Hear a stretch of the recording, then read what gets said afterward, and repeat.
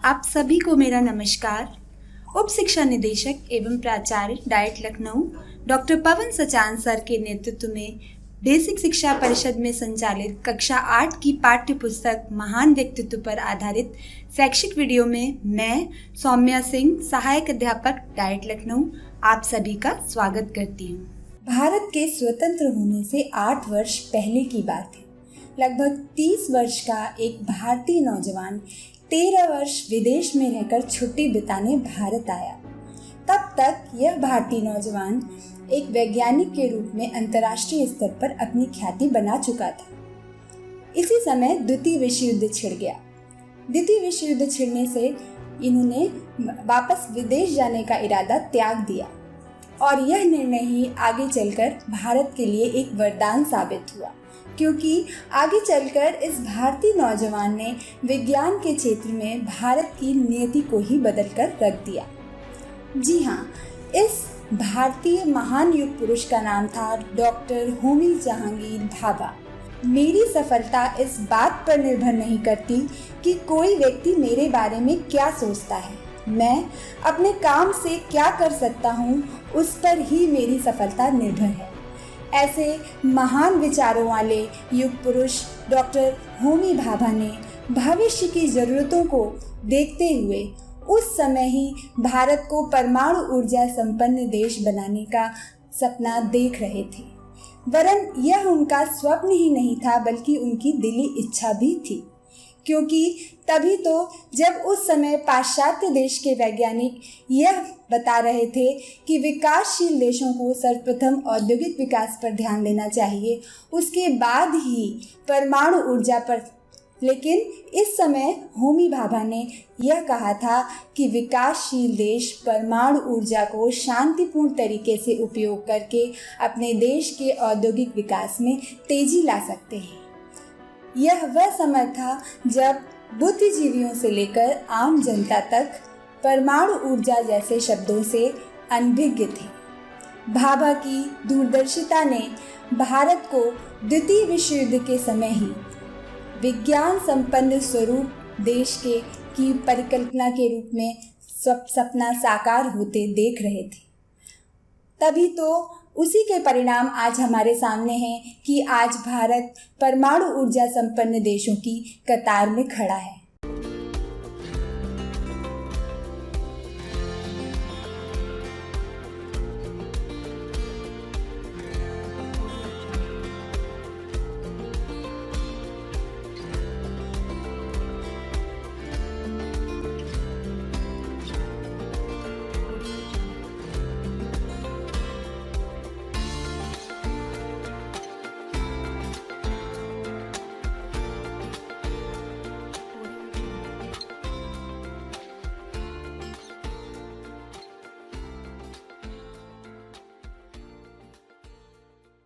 Doctor Homi Bhabha.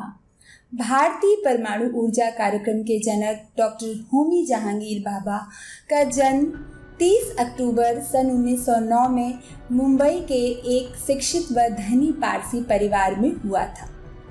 बालक भाभा के परिवार में शिक्षा व अध्ययन के क्षेत्र में सेवा की एक लंबी परंपरा बनी हुई थी। साथ ही राष्ट्रीयता की भावना भी कूट कूट कर भरी थी। इस पारिवारिक वातावरण ने बालक भाभा के व्यक्तित्व विकास में महत्वपूर्ण भूमिका निभाई। उनकी प्रारंभिक शिक्षा मुंबई के कैथेड्रल स्कूल व जॉन केनन स्कूल से संपन्न हुई। आगे की शिक्षा मुंबई के ही एल्फिंस्टन कॉलेज से उन्होंने पूर्ण की। बचपन से ही वे कुशाग्र बुद्धि के थे। विज्ञान की किताबें पढ़ने में उन्हें अति आनंद आता था। साथ ही बालक भाभा साहित्य, चित्रकारी और कला और वह संगीत के क्षेत्र में भी बहुत रुचि लेते थे। बालक भाभा को चित्रकारी बहुत ही पसंद थी। उन्होंने कई प्रतियोगिताओं में कई पुरस्कार जीते थे। वे अति सृजनात्मक थे एवं हर कार्य को बहुत ही आदर्श तरीके से करते थे। आगे की शिक्षा के लिए उच्च शिक्षा हेतु अपने माता पिता की इच्छानुसार वे इंजीनियरिंग की पढ़ाई करने कैम्ब्रिज विश्वविद्यालय गए। कैम्ब्रिज जाकर उन्हें भौतिक विज्ञान अधिक रुचिकर लगने लगा। यह कोई आश्चर्य की बात नहीं थी। वह समय ही ऐसा था जब भौतिक विज्ञान के क्षेत्र में दिनों दिन नई नई खोजें हो रही थीं और इन नई खोजों का केंद्र था कैम्ब्रिज विश्वविद्यालय में स्थित प्रख्यात वैज्ञानिक रदरफोर्ड की प्रयोगशाला। साथ ही भौतिक विज्ञान में नोबेल पुरस्कार प्राप्त डेरेक भी कैम्ब्रिज विश्वविद्यालय में ही कार्य कर रहे थे। भाभा इनसे बहुत ही प्रभावित थे, पर माता पिता की इच्छा अनुसार भाभा ने अपनी इंजीनियरिंग की पढ़ाई सफलतापूर्वक पूर्ण की।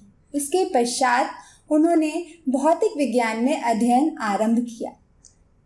साथ ही इसकी परीक्षा भी प्रथम श्रेणी में उत्तीर्ण की। इसके पश्चात वह 8 वर्ष तक उन्होंने यूरोप में रहकर शोध कार्य किया। उन्होंने अंतरिक्ष किरणों यानी कि कॉस्मिक रेज एवं मूल कणों यानी कि एलिमेंट्री पार्टिकल्स के बारे में मौलिक अनुसंधान किया। इस मौलिक अनुसंधान ने उन्हें अंतर्राष्ट्रीय स्तर पर कई पुरस्कार दिलाए और अंतर्राष्ट्रीय वैज्ञानिक समुदाय में उन्हें अब सम्मान की दृष्टि से देखा जाने लगा। सन 1939 में वे भारत वापस आए व द्वितीय विश्व युद्ध छिड़ जाने के कारण वे वापस विदेश नहीं गए, बल्कि उन्होंने यहीं रुक जाने का निर्णय लिया। उसी समय नोबेल पुरस्कार विजेता डॉक्टर चंद्रशेखर वेंकट रमन के आग्रह पर उन्होंने बेंगलोर स्थित इंडियन इंस्टीट्यूट ऑफ साइंस में कार्य करना प्रारंभ कर दिया। यहाँ पर न केवल उन्होंने अपने शोध कार्य को जारी रखा, बल्कि साथ ही उन्होंने अन्य वैज्ञानिकों को भी बहुत ही सहयोग प्रदान किया। धीरे धीरे होमी भाभा के मन में अपनी मातृभूमि के प्रति एक प्रबल जिम्मेदारी की भावना जागृत होने लगी। उन्हें यह चिंता सताने लगी कि क्या भारत विश्व के अन्य राष्ट्रों के साथ विज्ञान के क्षेत्र में कदम से कदम मिला पाएगा। उस समय विश्व के विकसित देशों में नाभिकीय भौतिक विज्ञान यानी कि न्यूक्लियर फिजिक्स पे कई शोध कार्य चल रहे थे और कई वैज्ञानिकों का यह मानना था कि नाभिकीय विखंडन अर्थात न्यूक्लियर फ्यूजन से अथाह परमाणु ऊर्जा निकलती है, जिसका उपयोग आने वाले दशकों में विद्युत शक्ति के उत्पादन में किया जा सकता है। कई वैज्ञानिक इससे असहमत भी थे, परंतु डॉक्टर होमी भाभा को यह परमाणु ऊर्जा एक सच्चाई के रूप में उभरकर सामने आती दिख रही थी। उन्हें भारत की दृष्टि से परमाणु ऊर्जा एक बेहतर विकल्प लग रहा था, क्योंकि उनकी परिकल्पना थी कि भारत का जैसे जैसे विकास होता जाएगा वैसे वैसे उसकी ऊर्जा की आवश्यकता बढ़ेगी और यह आवश्यकता देश के पारंपरिक स्रोतों से पूर्ण नहीं होगी। इसके लिए परमाणु ऊर्जा की आवश्यकता होगी। पर विकसित देशों में परमाणु ऊर्जा पर शोध कार्य बहुत ही गोपनीय तरीके से चल रहे थे।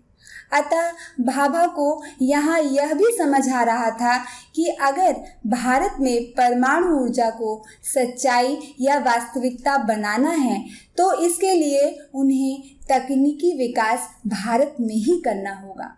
इसके लिए एक ऐसे संस्थान की ज़रूरत थी जो पूर्ण रूप से न्यूक्लियर फिजिक्स के क्षेत्र में अनुसंधान करने के लिए समर्पित हो। अतः भाभा ने सर दोराब ट्रस्ट से वित्तीय सहायता लेकर मुंबई में ही टाटा मूलभूत अनुसंधान संस्थान की नींव डाली। उन्होंने इस संस्थान के लिए पूरे विश्व में कार्य कर रहे भारतीय वैज्ञानिकों को वापस आने के लिए अपील की। साथ ही देश के युवा वैज्ञानिकों को भी उन्होंने वहां पर आमंत्रित किया। उन्होंने वहां पर शोध कार्य के लिए समुचित अवसर, वातावरण व साधन भी प्रदान किए। भाभा वैज्ञानिक उत्कृष्टता के प्रतिबद्ध थे, साथ ही वे एक कुशल प्रबंधक भी थे। अतः समय के साथ साथ यह संस्थान दिनों दिन अपने विकास के चरम पर पहुंचता गया और इसका विविधीकरण भी होता गया। आज यह संस्थान विश्व के अग्रणी व श्रेष्ठ संस्थानों में से एक है। सन 1947 में भारत स्वतंत्र हुआ। भारत के स्वतंत्र होते ही उसके विकास के लिए नवीन योजनाएं बननी आरंभ हो गईं। उस समय संपूर्ण विश्व हिरोशिमा व नागासाकी में परमाणु ऊर्जा के विध्वंसात्मक रूप को देखकर सहम सा गया था। पर कुछ वैज्ञानिक यह स्थापित कर चुके थे कि अगर हम परमाणु ऊर्जा को नियंत्रित तरीके से उपयोग करें तो इससे विद्युत शक्ति के उत्पादन में बहुत मदद मिल सकती है। डॉक्टर भाभा का भी यह विश्वास था कि परमाणु ऊर्जा को अगर नियंत्रित तरीके से उपयोग किया जाए तो भारत में भी इसकी कई संभावनाएं हो सकती हैं। अतः उन्होंने भारत सरकार को परमाणु ऊर्जा की संभावनाओं के प्रति न केवल जागृत किया बल्कि उन्हें यह विश्वास भी दिलाया कि भारत का यदि विकास करना है तो उसके लिए परमाणु ऊर्जा बहुत ही उपयोगी सिद्ध होगा। डॉक्टर भाभा के सुझाव पर ही भारत सरकार ने एक नए विभाग परमाणु ऊर्जा विभाग की स्थापना की, जिसका उत्तरदायित्व था परमाणु ऊर्जा से संबंधित खनिज, खोज, तकनीकी से लेकर विकास तक का सारा कार्य। जल्द ही यह कार्य इतना विस्तृत हो गया कि टाटा मूलभूत अनुसंधान संस्थान में यह कार्य जारी रखना संभव न हो सका। इसके लिए एक अलग संस्थान की जरूरत महसूस होने लगी। अतः डॉक्टर भाभा ने मुंबई में ही स्थित ट्रॉम्बे में 1200 एकड़ की जमीन पर जो है परमाणु अनुसंधान संस्थान की स्थापना की, जिसे कि उनके बाद भाभा परमाणु अनुसंधान संस्थान का नाम दिया गया, जिसे कि हम भाभा एटॉमिक रिसर्च सेंटर या बार्क के नाम से भी जानते हैं। यहाँ पर सन 1956 में भारत का पहला रिएक्टर स्थापित किया गया। यह भारत के लिए विशेष गौरव की बात थी कि डॉक्टर भाभा के नेतृत्व में भारत के अन्य वैज्ञानिकों एवं इंजीनियरों की मदद से इस रिएक्टर का डिज़ाइन व निर्माण किया गया। आज भी यह रिएक्टर कार्यशील है। भारत के परमाणु ऊर्जा कार्यक्रम का दिनों दिन विकास होता जा रहा था। इस विकास के साथ ही योग्य व प्रशिक्षित व्यक्तियों की ज़रूरत महसूस होने लगी, जिसके लिए डॉक्टर भाभा ने ट्रॉम्बे में ही सन 1958 में परमाणु ऊर्जा प्रशिक्षण केंद्र की स्थापना की, जहां पर प्रत्येक वर्ष विज्ञान व इंजीनियरिंग के क्षेत्र से पूरे देश से युवा स्नातकों को चुनकर प्रशिक्षित किया जाने लगा। होमी भाभा ने जिस परमाणु ऊर्जा कार्यक्रम की नींव रखी थी, साथ ही उसके विकास की जो पहल की थी, उसके परिणाम आज हमारे सामने हैं। भारत में कई परमाणु बिजली संयंत्र स्थापित हो चुके हैं, जिनसे विद्युत शक्ति का उत्पादन किया जा रहा है और जो कि भारत के विकास में बहुत ही योगदान दे रहा है। डॉक्टर होमी भाभा की गतिविधियां परमाणु ऊर्जा तक ही नहीं रुकी, बल्कि अंतरिक्ष भी शोध के लिए उन्हें एक नया अवसर दिख रहा था। रॉकेट व उपग्रह देश के लिए जो है नए अवसर थे। सन 1961 में भारत सरकार ने डॉक्टर भाभा को अंतरिक्ष शोध के लिए स्वीकृति प्रदान कर दी। डॉक्टर भाभा अंतरिक्ष शोध के लिए बहुत ही महत्वाकांक्षी थे, परंतु दुर्भाग्यवश अपनी कल्पनाओं को साकार होता देखने के लिए वे जीवित न रहे। सन 1966 में मुंबई से जेनेवा जाते हुए विमान दुर्घटना में उनकी अकाल मृत्यु हो गई। संपूर्ण विश्व उनके इस आकस्मिक निधन पर स्तब्ध रह गया। डॉक्टर होमी भाभा आज हमारे मध्य नहीं हैं, परंतु अपने अथक प्रयासों से परमाणु ऊर्जा के विकास का जो पथ उन्होंने प्रशस्त किया, उसी के कारण भारत आज परमाणु ऊर्जा के क्षेत्र में आत्मनिर्भरता प्राप्त कर चुका है। साथ ही अंतर्राष्ट्रीय स्तर पर भी उसके योगदान को बहुत ही ख्याति व स्वीकृति प्रदान हुई है। साथ ही भाभा द्वारा स्थापित संस्थानों में प्रशिक्षित व्यक्तियों द्वारा उनकी विशेषज्ञता का लाभ भारत को परमाणु ऊर्जा के अतिरिक्त इलेक्ट्रॉनिक्स, अंतरिक्ष व रक्षा आदि कई अन्य क्षेत्रों में भी प्राप्त हुई है। होमी भाभा जीवन पर्यंत वैज्ञानिक विकास के लिए प्रयत्नशील रहे, जिसके लिए सन 1942 में कैम्ब्रिज विश्वविद्यालय द्वारा उन्हें एडमस पुरस्कार प्राप्त हुआ। सन 1948 में हॉकिंस पुरस्कार प्राप्त हुआ एवं सन 1954 में भारत सरकार द्वारा भारत के राष्ट्रपति के द्वारा भौतिक विज्ञान के क्षेत्र में विशेष योगदान देने के लिए उन्हें पद्म भूषण की उपाधि से नवाजा गया। इनके अथक प्रयासों के कारण ही 18 मई सन 1974 में राजस्थान के पोखरण नामक स्थान पर शांतिपूर्ण उद्देश्यों के लिए परमाणु परीक्षण किया गया, जिसका कोड नेम स्माइलिंग बुद्धा था। इस परीक्षण के उपरांत ही भारत विश्व में छठा राष्ट्र बन गया जिसने कि नाभिकीय परिवार में शामिल होने का गौरव प्राप्त किया। इसी के क्रम में मई 1998 में पुनः पोखरण द्वितीय परमाणु परीक्षण किया गया, जिसका कोड नेम ऑपरेशन शक्ति था, जो कि तत्कालीन प्रधानमंत्री श्री अटल बिहारी वाजपेयी के नेतृत्व में किया गया। इस परमाणु परीक्षण के उपरांत ही होमी जे भाभा का भारतीय परमाणु ऊर्जा कार्यक्रम एक ऐसे पड़ाव पर आ गया जहां भारत नाभिकीय ऊर्जा के क्षेत्र में संपूर्णता हासिल कर चुका है। तो आओ बच्चों, अब हम अभ्यास प्रश्नों की ओर आगे बढ़ते हैं। प्रश्न 1, भारत में परमाणु ऊर्जा कार्यक्रम का जनक किसे कहा जाता है? प्रश्न 2, डॉक्टर होमी जहांगीर भाभा ने किन बिंदुओं पर अपना शोध कार्य किया था? प्रश्न 3, बार्क का पूरा नाम क्या है?